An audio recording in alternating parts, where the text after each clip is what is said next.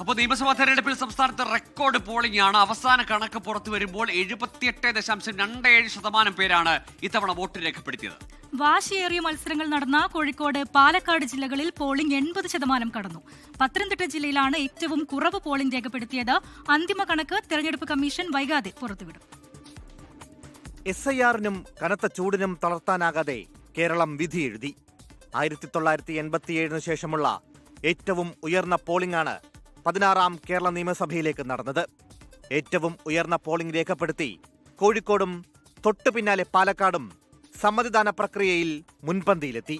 പത്തനംതിട്ട ജില്ലയിലാണ് ഏറ്റവും കുറവ് പോളിംഗ് രേഖപ്പെടുത്തിയത്. അന്തിമ കണക്കിനായി ഇനിയും കാത്തിരിക്കണം.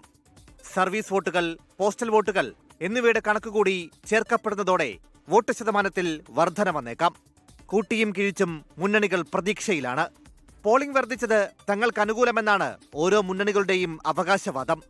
ഇനി കാത്തിരിപ്പിന്റെ നാളുകളാണ്. തുടർച്ചയോ മാറ്റമോ? മെയ് 4 വരെ കാത്തിരിക്കാം.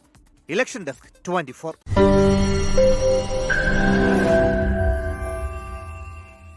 ലോകത്തെവിടെയായാലും ഏത് സമയത്തും 24 വാർത്തകളും ഓഗ്മെന്റഡ് റിയാലിറ്റി പാക്കേജുകളും എക്സ്പ്ലെയിനറുകളും വിശദമായി കാണാൻ ഞങ്ങളുടെ യൂട്യൂബ് ചാനൽ നിങ്ങൾക്ക് സബ്സ്ക്രൈബ് ചെയ്യാം.